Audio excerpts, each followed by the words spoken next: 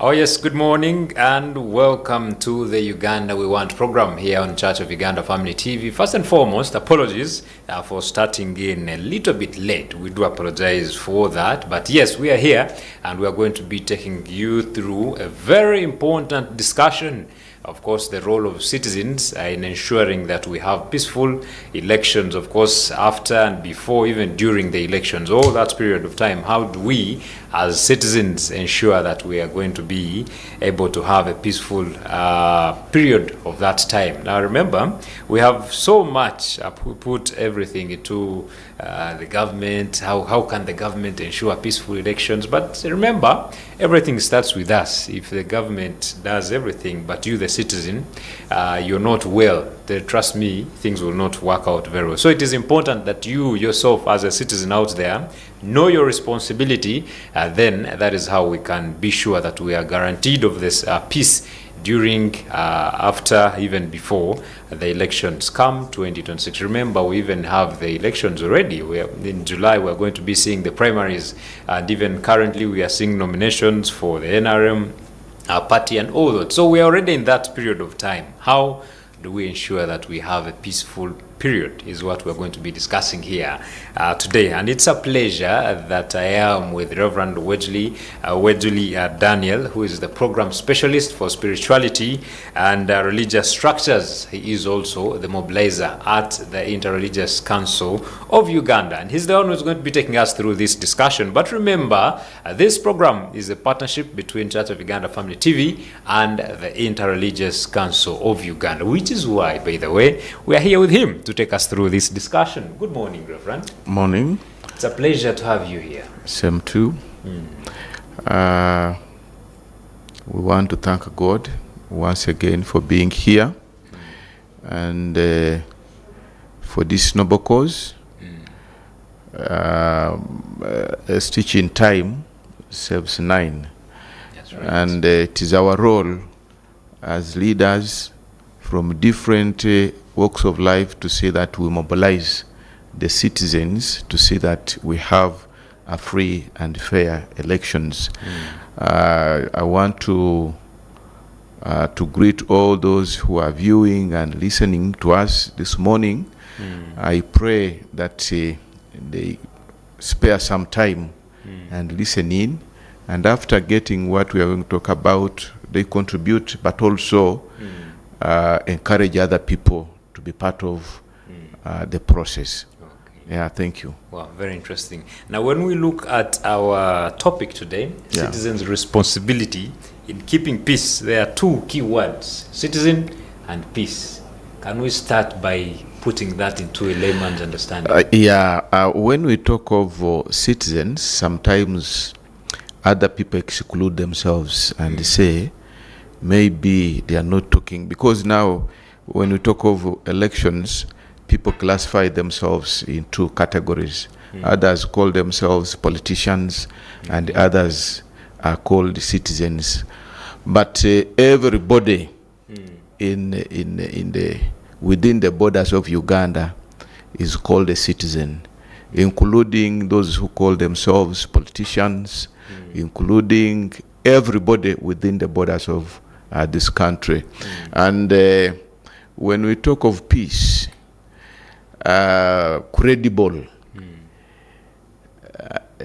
not necessarily 100% may be scored, but at least we need to see where everybody is allowed, is given opportunity to exercise their constitutional mandate, because it is our role, each and everybody within the borders of Uganda, to elect or to be elected or to stand for certain positions.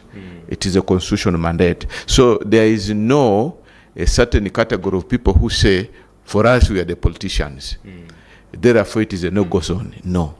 And there is no way you can say you must be the electorate. So, as citizens of Uganda, we are all responsible.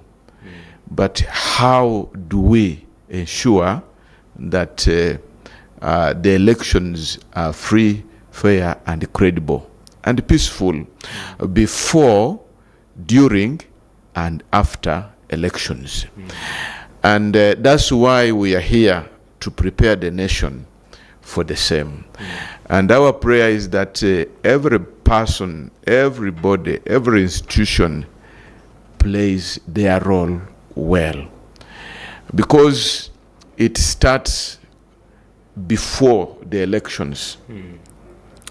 And you can see how hot it is becoming during nominations. And when it comes to, and they're just being nominated for primaries to get flags from their political parties. Others are going to come as independents because the constitution is open about that. And others, by God's grace, may go through unopposed. Others will have to battle and prove the electorates that they can perform well. But all that, the whole process, from the word go, is, the citizen is at the center, because at the end of it all, he will have to determine who is winning and who is losing. But another issue, when we are to ensure peace, is people to go into the game knowing that we are 10 contesting for one position, and that position must be taken by one. And now this is where the suckers comes in, because people think that must be death and life. And you see, when you go to villages, sometimes when we are attending burial functions down there, you see very many people presenting themselves, about 20. I'm standing for MP, I'm standing for LC5, I'm standing for this. But you see, they started some time back, 3 years ago, and this was spending a lot of money down there, which we don't encourage, because at the end of it all, only one person is needed.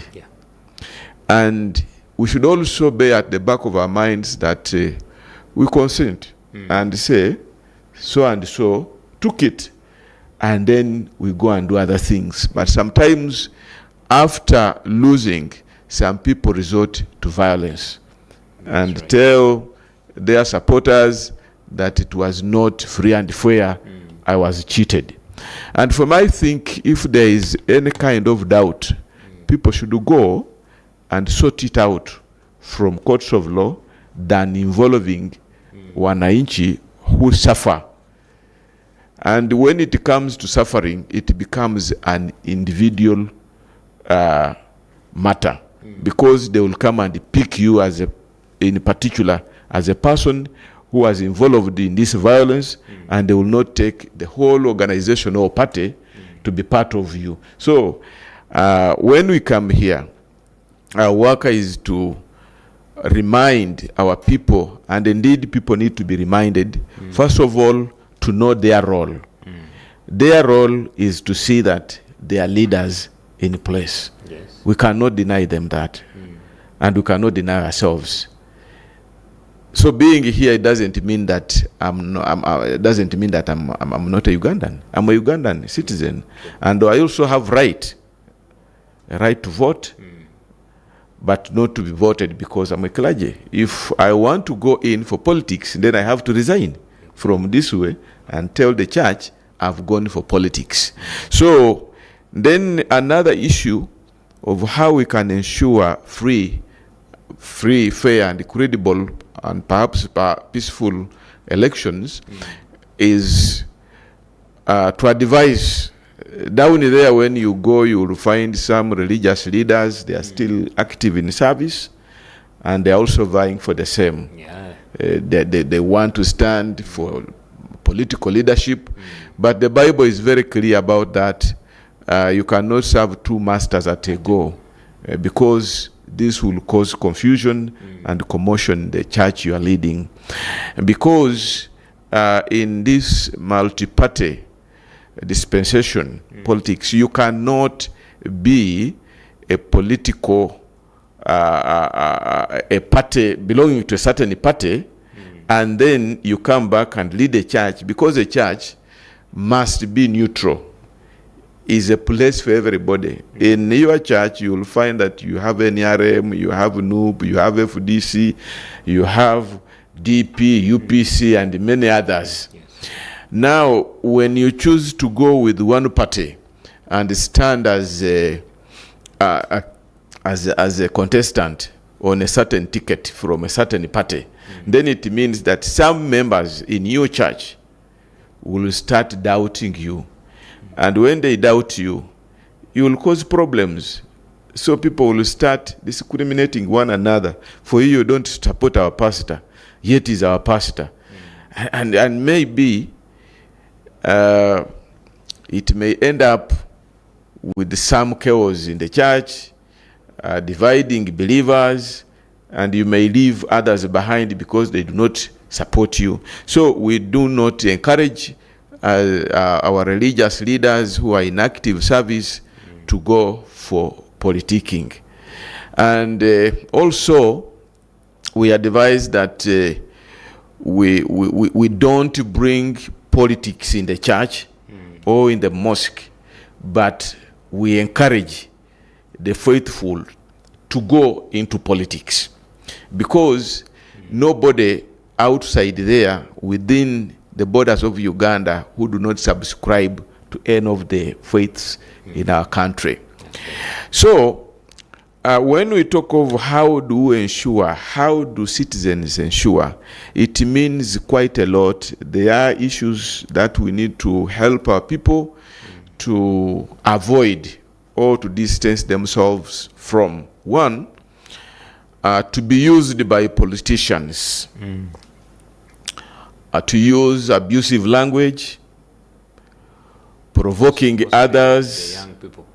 Especially the young people, the youths, and also sometimes they cause chaos under the influence of drugs and substance abuses, because some politicians think that when you buy waraji or these other alcohols for these younger people, they can do anything. And they can do anything. One time we were at a function in the village somewhere. And then when they saw a certain politician coming who was incumbent to speak, they went and disconnected the generator, and they caused commotion. They started shouting, and they were so stubborn. So such circumstances can easily cause violence. And for me, I believe that when you believe in something and you want the other people also to follow you, you need to use persuading language. Okay. You need to talk to them just normally, soberly, but don't use the way people go. Sometimes you see a lot of hooliganism, a lot of one time we were in a certain trading center, and a group of a certain politician were coming back from campaign. They started pointing fingers into those who do not support them, but also destroying tomatoes and those things sold along the roadsides. So which was not good, and you want to discourage that. When you're a politician and you have your supporters, you need to help them, and also to discipline them. Tell them, do not do this, do not do this, do not do this. But sometimes they encourage them to make noise, to disorganize some functions. You are speaking, they make noise, you are doing this. So such things can easily lead into violence before, during, and after. But when it comes to during, we need to be disciplined enough as citizens, because it is clear, it is your right to go and vote. Vote and go home. Don't stay there. Don't intimidate anybody. Don't provoke anybody. But sometimes young people, because they're energetic enough, they want to show that they are there, which is bad. Some politicians encourage them to protect their vote. You see, that's why they don't go away. Protecting votes, you have agents there. Yeah. And what's their work? Their work is to see that the vote is protected. And this business of self-declaration, that it is me who won. But your agent signed a form. And the results are written there. They even have a copy. And you said the results that were declared were false. I have the right ones, or the correct ones. That one also can cause problems. Because now, when you look at the number of people who are standing for certain positions, in some constituencies, in some districts, you will find that 10 people are standing for chairman LOC5. Yeah. And now, these voters, sometimes they are very tricky. People who always run with the politicians, majority of them are not voters. That's the challenge we have in this country. And I want to encourage everybody outside there, if you are listening and watching, encourage your supporters to do the needful, right from updating the registers, to see that their names are there, to see that they have voters card, and you prove that these people who are running with me, who are supporting me, they're really eligible voters. Sometimes they go and they hire borders. They give them 5,000 or give them 2 liters of fuel, and then they accompany them with a lot of noise, and people say that this man or woman has a lot of support. But when it comes to voting, you will find that these guys were only hired to escort the candidate, but they are not eligible voters. Some of them are not even members of that place. Exactly.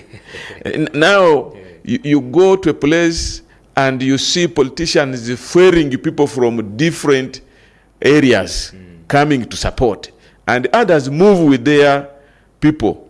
They may move from Kampala maybe to Mukono with 1,000 supporters from Kampala, and then they get there, everybody will say, hey, these people have a lot of support, but not knowing that on the ground where they are going, there is none. So if you want to assess your strengths as a politician, for me, I think people should go alone and then find their supporters.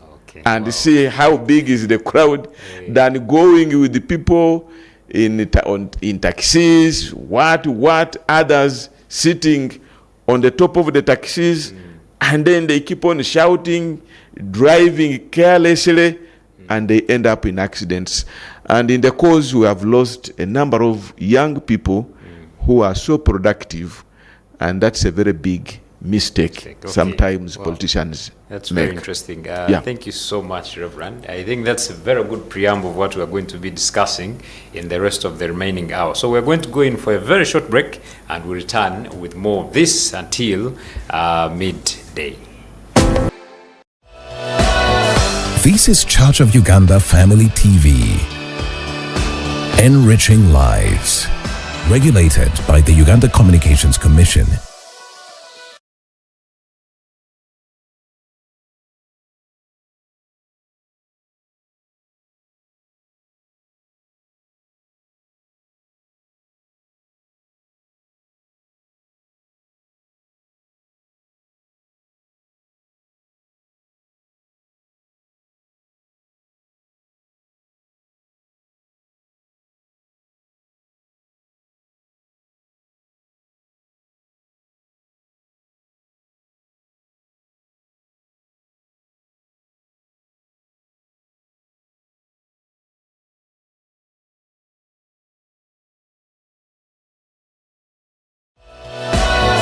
This is Church of Uganda Family TV.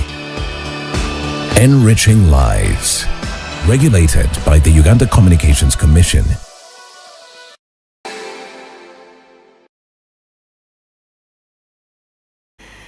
You are most welcome.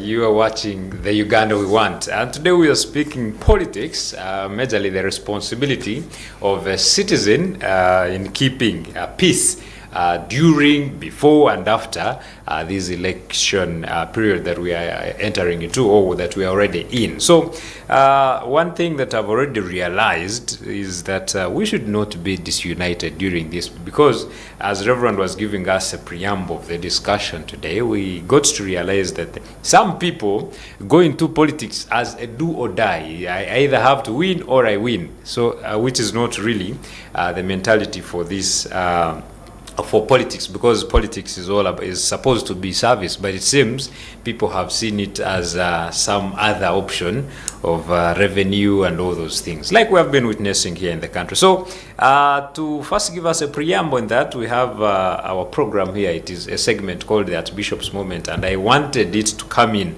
at this particular juncture because it is in line with this. So I would request my technical people to first give us that moment of the Archbishop, then we can proceed with Reverend here.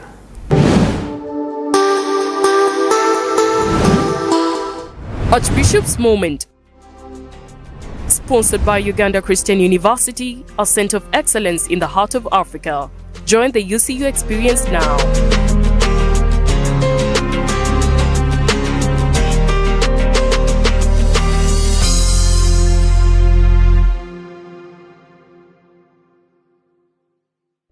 As we enter this time of politics, let us not forget God. We should really demonstrate our love for God by loving one another, by caring for one another. Politics shouldn't really disunite us. You have a different party. It is your party. You are entitled to it. This one has also another party. Each one of us should respect one another. These parties shouldn't really disunite people.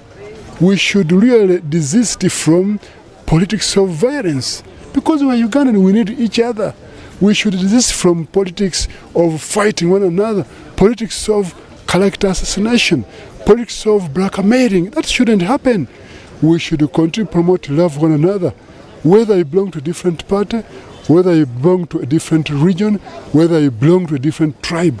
Each tribe is important before the Lord. Each party is important before the Lord. Each denomination is important before the Lord. So let us respect one another, and then God will be glorified. Archbishop's Moment, sponsored by Uganda Christian University, a center of excellence in the heart of Africa. Join the UCU experience now.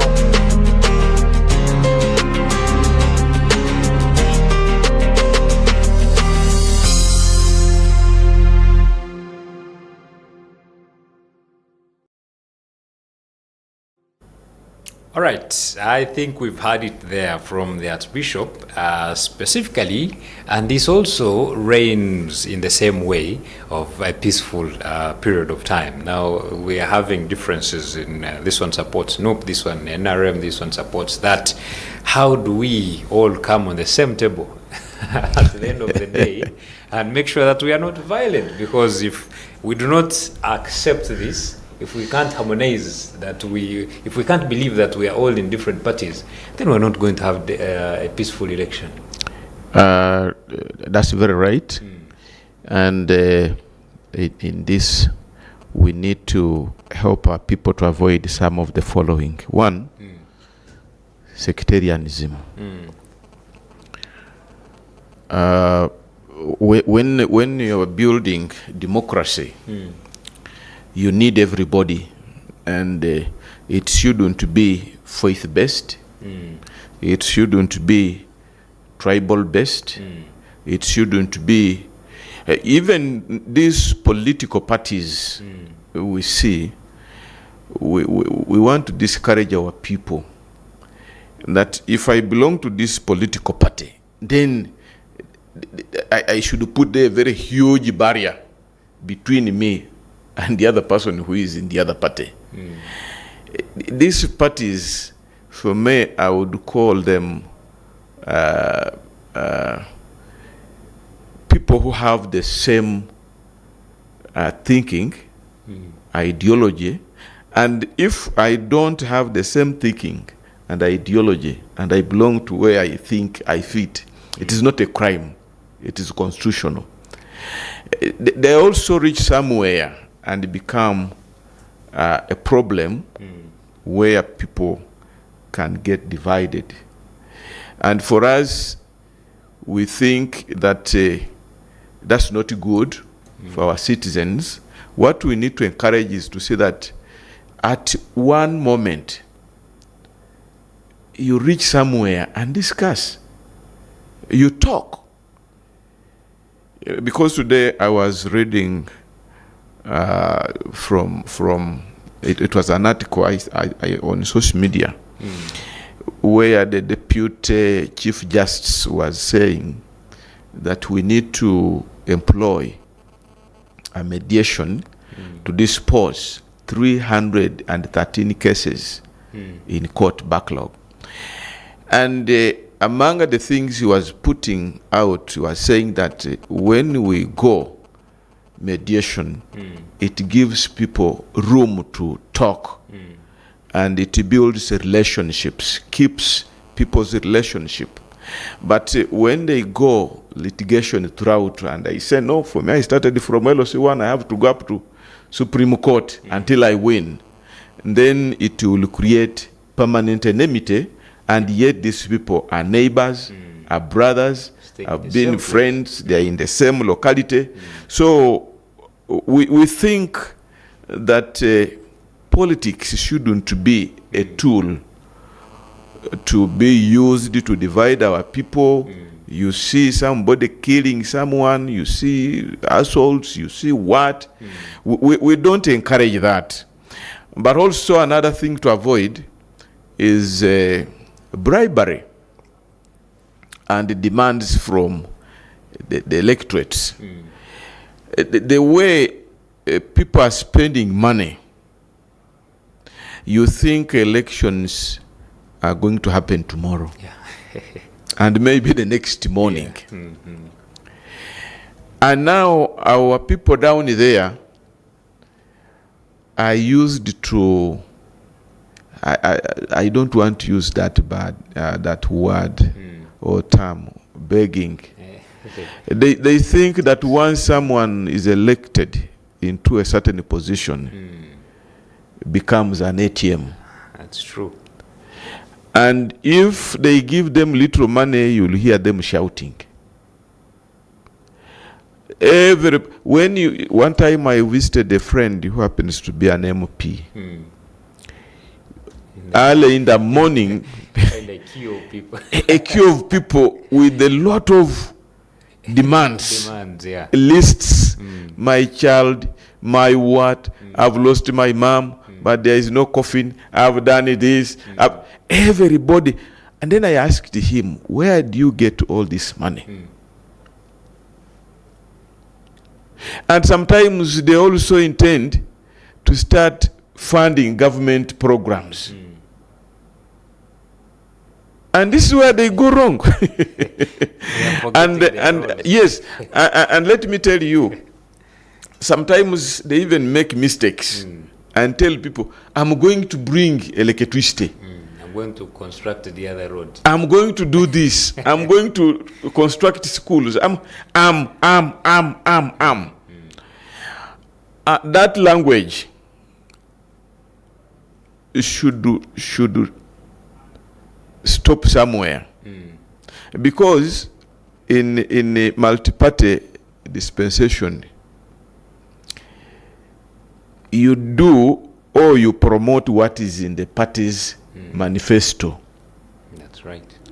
Now, during the budget, 2025, 2026, in the State of Nation address, the president was clear.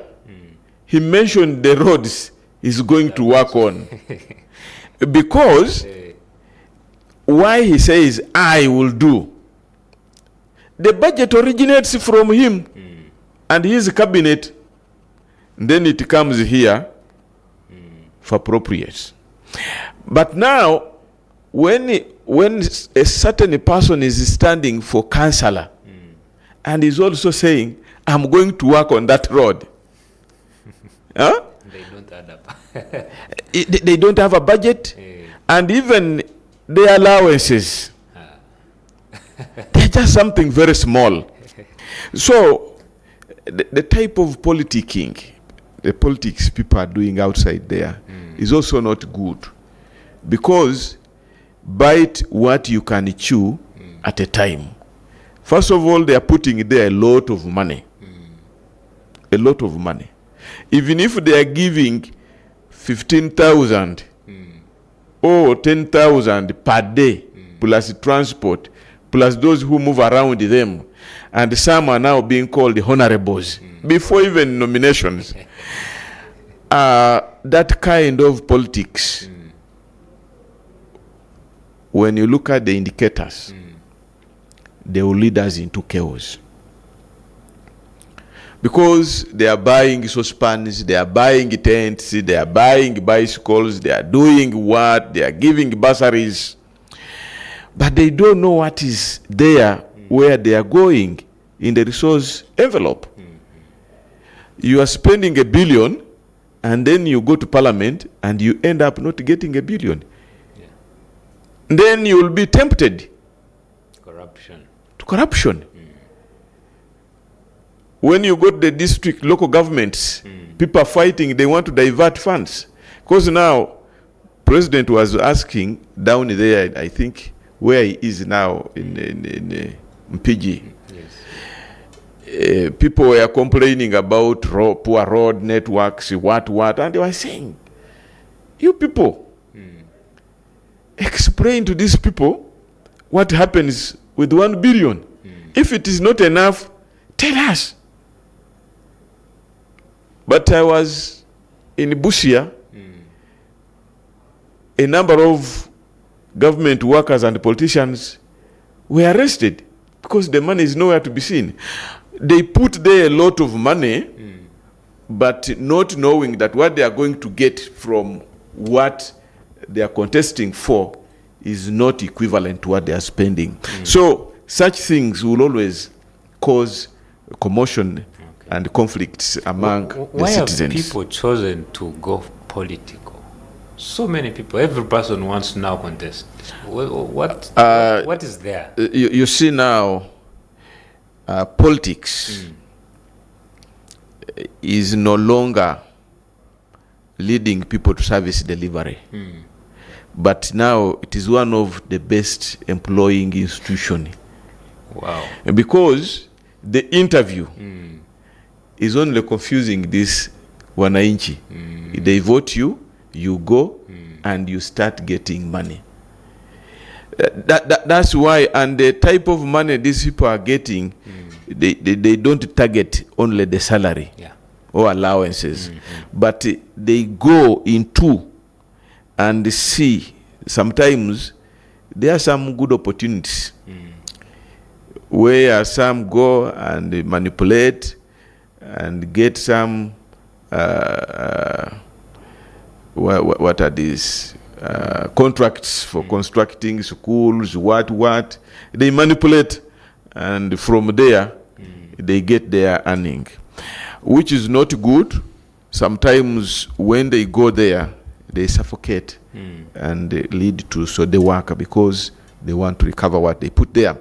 But then another issue, we are talking of demanding citizens, looking at politicians as solutions to their problems. It is also a challenge, because they keep on extorting money from these politicians.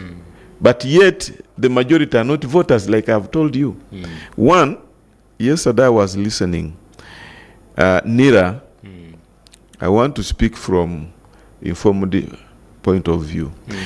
NIRA were reporting to us that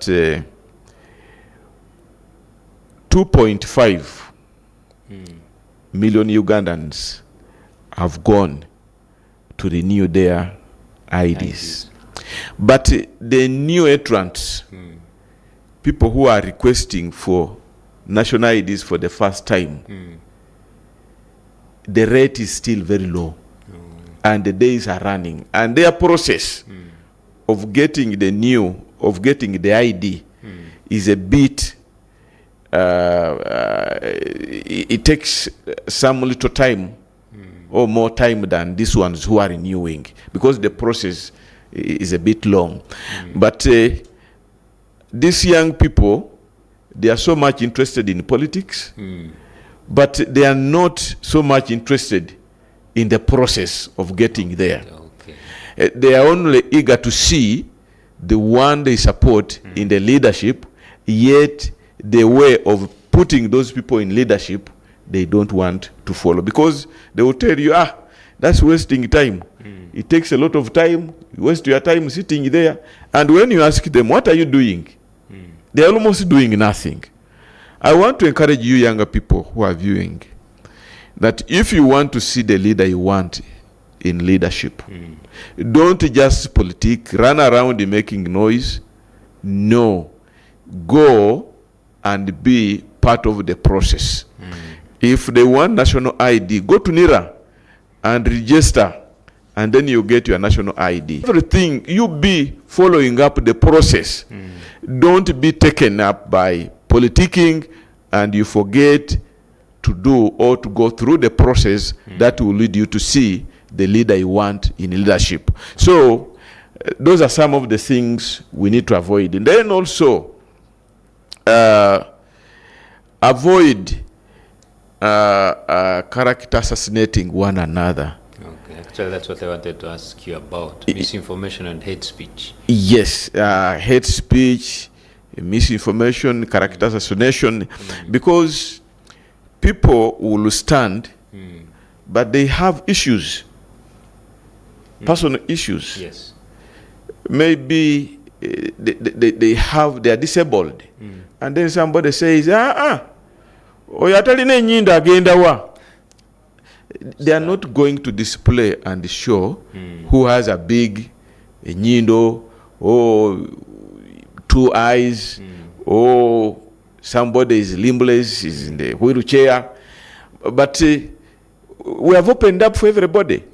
So do not attack the personality of a person, but attack the ideology.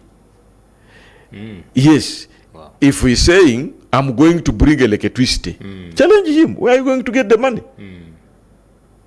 How? Wow. You are deceiving people. From that point of view, for me, I encourage people. Because if we leave them go without checks and balances, deceiving people, politics of deception, deceiving people, that I'm going to do this, I'm going to do this, I'm going to do this, I'm going to do this.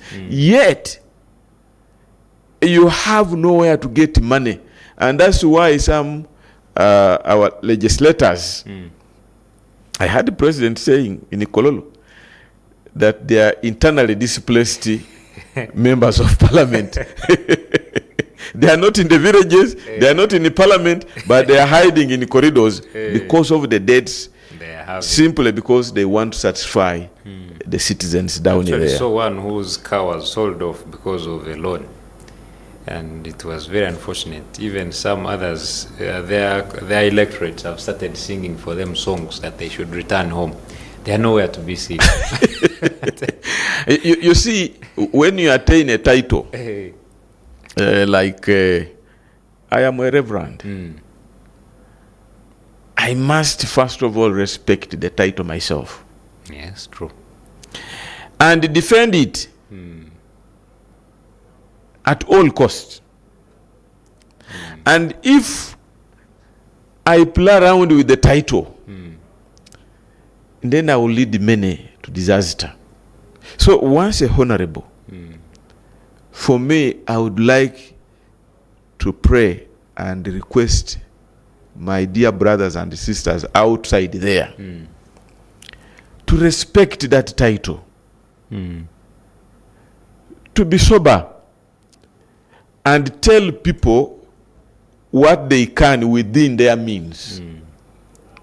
If you are implementing a manifesto from the party or for the party, stick on that. Our party is going to do this. Promote a party ideology. And now here we are stuck in individual merit politics. This is where we go wrong. Instead of building strong institutions, we are struggling to build strong individuals. And when they die with everything. And once they fail with everything. But for me, I believe that if we urged our citizens to build strong institutions, then we will have a very good, peaceful and credible elections. But once we continue with this politics of buying voters, you give money to about 300, you go in the ballot box, you get only 3 votes, then where are the rest? You start hunting for them. And one day I saw a candidate slapping his campaigning manager. Where did you take my money? Where are the votes? Politics as these elections have been so much monetized. And we are discouraging that because the more you put in money and show people that you have money, the more they are going to come for. Yes, they will come for money, and when it comes to election, they will go and elect the person they think is able. But they have eaten your money. And that one ends up causing a lot of chaos, but also stress to our politicians. And sometimes others end up developing mental illnesses. And because when you have spent money, you are borrowing, you are selling your assets, people are selling houses, people are selling land, people are borrowing money. And the election is in January 2026. By the time they get there, they have spent more than they could have spent. So I think we need to help our people and advise them to desist from monetarizing politics. Yes. If you say no, I'm not going to give you money, and you are standing for good, people will come. They will know that no, this guy is genuine. You insist and tell them, I'm going, I don't have money. I will only come back with service when you take me there. And which service? In our manifesto here, the government, the president, or our party said they are going to tarmac a road from Kampala to Mukono. That's what I'll follow up. That's what I'm going to follow up. They said this number of schools will be constructed in my constituency. I'll be following up. Not buying soap and bread. Now you find them mixed up. Others are kneeling in mud. Others are kneeling in dust. Others are peeling matoke with the people behind there. The way they are looking for votes, it is somehow a bit naughty. And when you go for burial in some areas, they will prolong the service. They can talk from morning to sunset. They are seated. But all we are talking about is to see that we ensure free and fair elections. Wow, very interesting there. So, Reverend, we are going to go for a short commercial, but when we return, there is this wave of social media that has come. I think when we return, we can talk about that because it has also become a tool of campaigning, but yet on ground it's different. You find someone is all over on social media, but when you get on ground, There's different stuff. So I believe that is also something we can tackle and see how proper we can have peaceful elections. Yeah. So a short break and we return.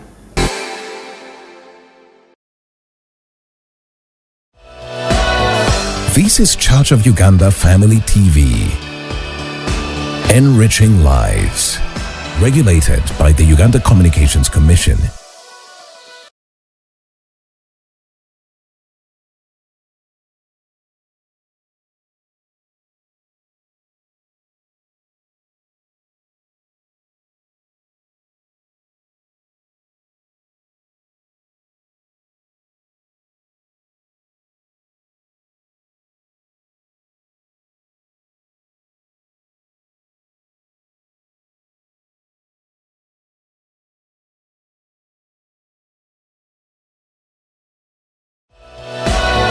This is Church of Uganda Family TV.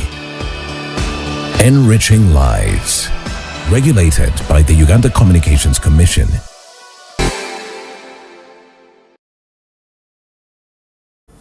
Oh yes, you are welcome back. Now we are heading into the final round of our discussion here today. This is the Uganda We Want, a program that is between a partnership of Church of Uganda Family TV and the Interreligious Council of Uganda. We are talking about the citizens' responsibility in keeping peace. Now, when we talk of peace, there are so many aspects because we are talking about before, after, and even during the election period itself. So quite a number of things can bring about peace. If someone is not elected and they do not accept that they have lost, it also becomes not peaceful because, trust me, the camp and the person will want to bring in things that are uncalled for. So in that regard, recently I interacted with someone. They are very, very so much into campaigning on social media. Yeah. But when I went to the place where we reside, because that's where they're coming from, on ground things are very, very different. I asked even the person, are you sure on ground you're doing something great?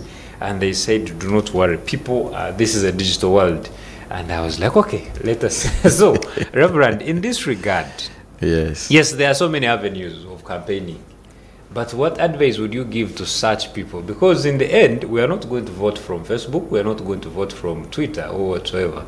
What advice do you have for such people? Because these are the people who are going to come complaining that they lost because they have been getting so many likes on Facebook, but when it comes to ground, they will not get those votes. You see now, social media is now becoming a big problem in certain areas of life. But it is a mode of communication which has come to stay, and we need to cope up with it. But people think that majority of the young people are on social media. Yes. And they like TikToking, they like tweeting, they like all those programs. But the challenge with them is that the people who have time, you may have followers and others are in Kenya, others are in Rwanda, others are in UK, others, but they are Ugandans.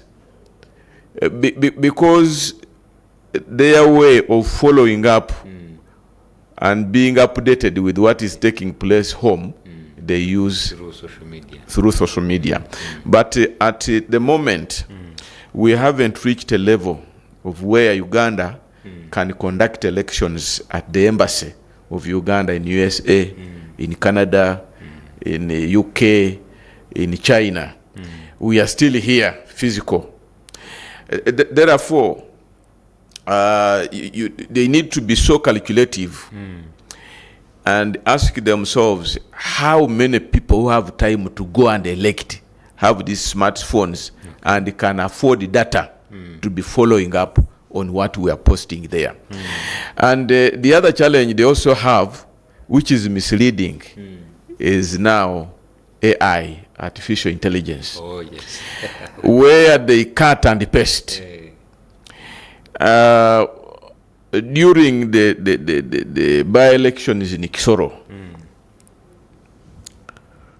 I was following, because I'm a citizen of Uganda, and I want to speak from informed point of view. Yes. I don't want people to influence me or to understand for me, and then I start talking about what I've not heard, what I've not seen. The race was between three people. The independent, the NRM Mukadi and the NUP. So all the party leaders were there, went and canvassed for votes. But to my surprise, when I was watching, NUP had a very big crowd when the NUP president was there. And even when he was in Mbale, he requested the people of Mbale to behave like the Kisoro people behaved. He said very huge crowd. But when it came to elections, NUP got 900 votes. Wow. Very unfortunate. But now when you look at the followers, the crowd there, and then they tell you that you got only 9, and yet people were in thousands. Can't believe. You can't believe. And this person who was independent is getting 50,000. Not 5,000, 50,000. The other one getting 40,000. And you get 900. And yet you saw a very huge crowd of younger people. And this way I'm saying that these people who run with the politicians, in most cases, are not voters. And especially when it comes during time, when these younger people are in holidays, they are there redundant. They will run following anybody. They surround with the Kadodi, music, what. And those socialites who have made their names, they want to see them. They are coming there for the first time and they say, this is Reverend Wejuli who have been watching from Family TV. He's coming now physically here. I want to see the man. And now, that one doesn't mean that they are my supporters. So we have live examples whereby you can see someone pulling a very huge crowd, but they are not voters. And that's the same thing with the social media. You'll see people pasting, bloggers talking as if everybody is following them. But when it comes to real voting, the people down here, they are very green about social media. And in the villages, they don't have enough money to buy data for following up on daily basis what you're saying and doing. So it is better to build structures, physical structures. Now, when you say I'm standing as a party, don't just depend on the Kampala. We have parties people have never heard about. When you go down in there, in a village called the Kobulubulu, that is Kabera Maido, wow. Kobulubulu. They have never heard of that party. And now you are winning in cities, in towns, and you leave people who are genuine down there in the villages. These are the real voters. Yes, because they have time.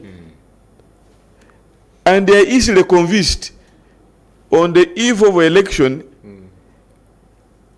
you will see people moving at night with the 1 kilogram of sugar, a tablet of soap, a packet of salt, and then this woman will say, and then for you, you are running within cities. And after losing, you say, you have been seeing my followers on social media. Where are they? What have they done? These are younger people we are encouraging to be part of the process down here. Come out of social media, go and be part of the process, register, make sure that you have all the qualifications taking you for elections to elect the person you want. Don't just make noise outside there, shout, follow, dance, do all hooliganism, and yet you are not a voter. So social media is part of the communication system now, or mode. Yes. But we need to be careful when we are using it.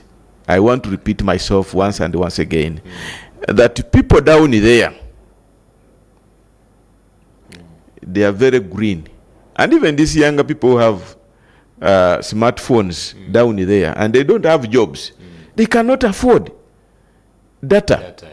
For on a daily. Yes, for subscribing on daily basis to follow up. But also when you are using it, it is not bad. Encourage them. Use that platform or social media to encourage your voters, your supporters, to go and register, to go and renew their identities, to go and register for identities. And also when time comes for picking voters cards, encourage them to go in big numbers.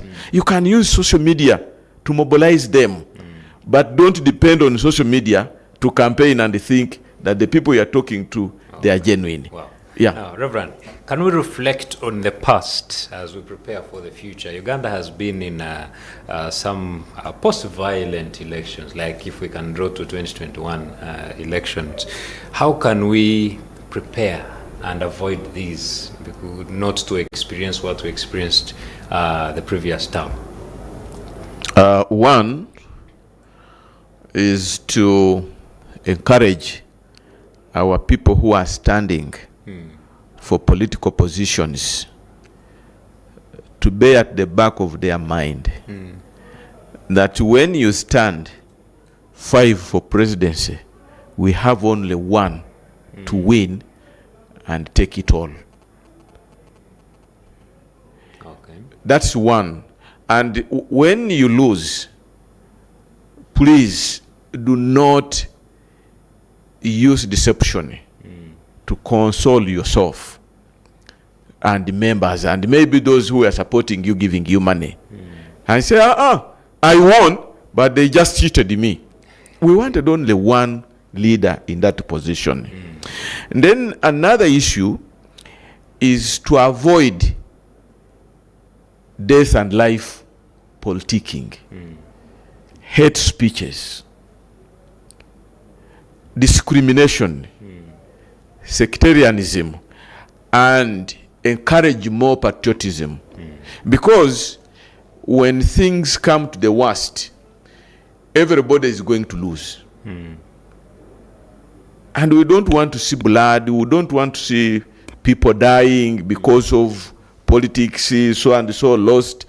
And also, for me, I want to encourage our politicians to use the existing platforms like National Consultative Forum, where they don't agree, they disagree.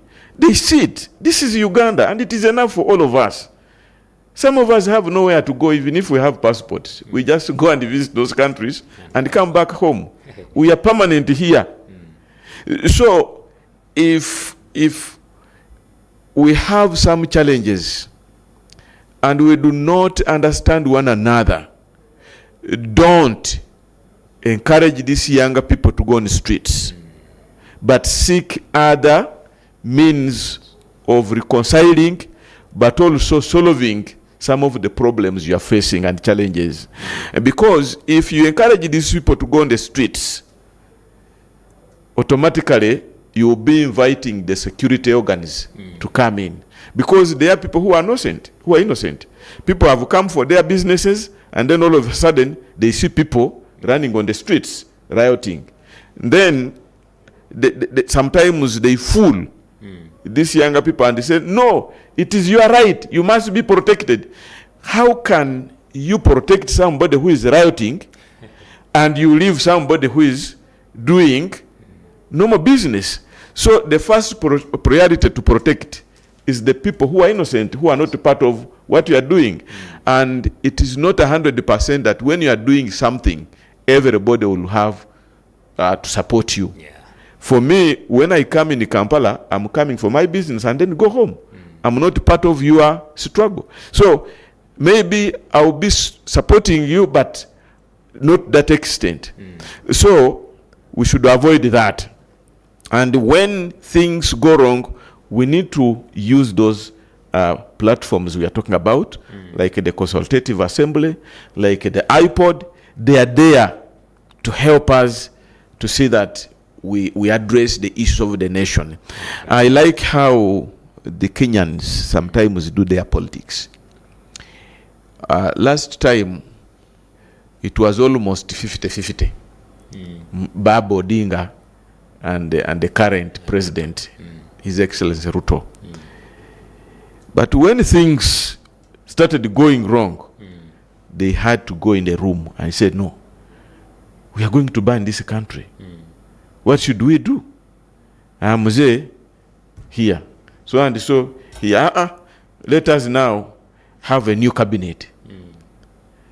And the man dissolved the whole cabinet and brought on board everybody. But now, if you say, I cannot even associate and even come nearer Museveni, oh, come nearer so and so, or even when they meet at funeral, they want to fight, that one automatically will bring chaos. But for me, I would encourage them to use the existing structures in the government, but also to use other means. They can come to religious leaders and say, we are disagreeing here. Like the other elections, when was that? 2016? 2016, yeah. Where we had national debate. And I enjoyed it. Of course, some people were off topic because they had nothing to present. Because they were accusing. This politics of accusing and hate speeches is not good. Is not good. So we can remain Ugandans. When you think of causing violence, think of your family. When it escalates and it turns into something bigger, you will also lose. Because these people you are sending to streets to riot. When it becomes amorphous, now they become enemies to everybody. They become enemies to everybody. I saw it in Sudan. And now you see what is happening there. But they could have sat and said, no, let's agree on how we are going to run this country together. Because once you accept and say, we are opposition, and then you have opposition leader in the parliament, then that one automatically means that you are part of the government. Now, when you are part of the government, you need to develop a diplomatic way of handling issues than using wananchi who are innocent, because they will come with the catchy something and say, hey, because of this, your money, you're a taxpayer. Everybody in Uganda here pay taxes. Even those who think that they take taxpayers' money, they also taxpayer, they pay. When somebody says, we are paying for your salary, they are also paying taxes. Yeah, sure. Yeah, so we only need to help our people to know that in the previous term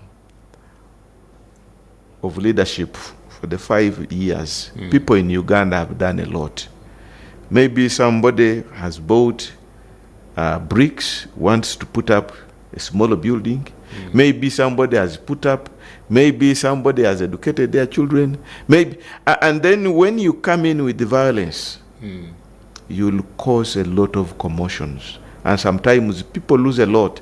I remember during walk to work, Kampala was almost a no-go zone on Mondays and Thursdays. One day I came and we were kept around Jomai from 9 to 2 p.m. And people were burning roads. And these roads are made of tar. And once you light fire there, it will burn.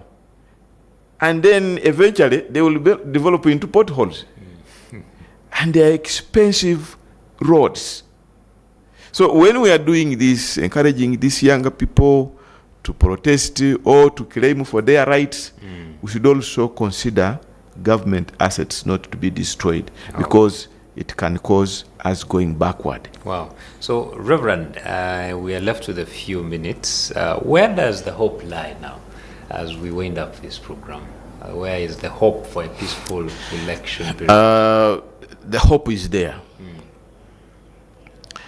You see, the good thing with human beings, we are different from other creatures. I believe in talking. I believe in talking. The other person being in the other party doesn't mean that we are enemies. We are at war. When you are politicking, you are not at war. We are only at war when some group of people decide to go the bush and become rebels to fight using firearms. But when we are politicking here, we may disagree, and I believe in those disagreements. Because for me, I want to say that my ideas are both. But how do I package my ideas without causing violence? How do I sell myself? Because it is all about packaging and ideology. What do you have in your manifesto? What do I have? There is hope. For me, I see a peaceful elections in Uganda. But I just want to warn the politicians who are creating too many political parties. It is a kind of so what should I call it?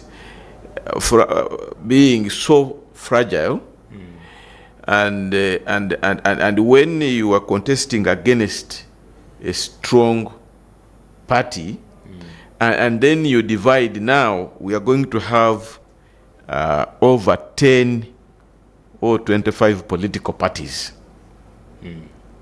Now battling with the NRM, which has been in power for the last 40 years. They have what to show. And now, when you are fragile like that, you become vulnerable. Because now you will start hitting one another. And the more you hit one another, the more you increase the chances of the person you are contesting against. And now here, sometimes they reach somewhere and they start saying, opposition, let us come together. But you are together. Instead of consolidating what they have, they are breaking themselves into segments. And those small units, to organize them within this short time, it is not easy. Yet you are seeing the person you want to unseat, or the party you want to unseat, 5,000 people turning up. When you go to their registers, they were registering their membership. They have huge numbers. And now for you, you were 10,000. And again, within 10,000, you are breaking up yourselves. And we need just a special day to talk about this, how it weakens the political parties. Because now you are standing like 20. And you are from the same fraternity of opposition. Now, when you look at FDC and the PFF, and they are still sharing the same people they used to have in FDC. If there are some who have joined them, they are very few. And when you look at Noop, is also from the same family. When you hear MPs crossing from other parties going to this, they are the very people. You are crossing from Noop going to FDC, from FDC going to Noop. It would make sense and the news if I heard that 100 MPs have crossed from NRM to Noop, or to DP, or to PP, or to PF. But now, 7 members from FDC to PFF, the same family. Yeah. Sometimes I challenge my fellow pastors and say, this sheep theft we are doing. From now here, they move to this pastor. From this pastor, they move to this one. From this church to this one. And we say, we are doing evangelism. I have a big number. The following day, the church is empty. They have gone to another pastor. That is nonsense. From I would like to hear that I have gotten a big crowd from non-Christians. That will make sense. So, there is hope. And we want to organize our people through these programs to see that they listen to us. Because we are not politicians, we are not going to go there to compete with them. But our work is to tell them where they are making mistakes. And from there, with their mistakes, they will start mobilizing people to go on the streets to justify their mistakes. Now, as maybe in just 1 minute, please, if you could give us your last call to the people out there. Thank you, my moderator, and all the viewers and listeners. We want to thank you because time is so precious, time is wealth, for having taken these 2 hours listening into us and watching, but also paying for TV. And we want to pray that you take our word serious. We are also human beings. If we have erred, we pray for forgiveness. But you need to listen in carefully and take our word serious. Because Uganda is for us Ugandans. And we are here, some of us, we have nowhere to go. We are here permanent and pensionable, like our ancestors were. So we pray that we ensure as citizens we have free, fair, credible, and peaceful elections. Next time we come, we'll talk about the role of others. Yeah, because sometimes people go and hire people in uniform for intimidations. How do we use military in civilian politics? Where is their position? Some people say they should be at the borders. Some people say, they are Ugandans, they are already in parliament. But how do we relate with them during politics, before, during, and after? And also, how do we relate with the police? Because during politics or elections, we have constables who are responsible for elections. But some people want to use their titles. I'm a minister, I'm an RDC, I'm so and so, I'm known by the above. And then they come in with those guys on uniform. So we need to have a time and discuss this. But one day I think we will invite one of my friends on uniform, in uniform, to come and we have a chat here. Yes, that's very important. And I think he would accept to come and tell us the boundaries, when and why they should come in. Yeah. So those are some of the areas that cause commotion. When people see heavy deployments, they think, like my mother used to say, mbwena bakeya I've seen soldiers. So she doesn't go She out. can't, yeah. Yeah. Sinyala huiruha, that is Samia. Sinyala huiruha. I can't run. But they are there for their security. But for us, we look at them as, once you see them, they are kiboko. Yeah.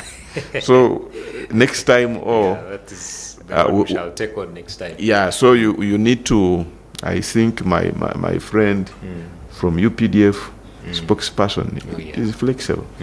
Thank you. All right. Well, Blessings. Good luck. wow. Thank you so much, Reverend Wejuli Daniel. He's the program specialist for spirituality and religious structures, and also the mobilizer at the Interreligious Council of Uganda. It has been a wonderful discussion, and I believe now you know your role as a citizen when it comes to making sure that we have peaceful elections, that is the election period overall, because it is not just having that day, but what comes after, before, and even during that period of time. I want to appreciate you for joining us. It is already past our time. My name is Luke Majumba, and I want to wish you a lovely day.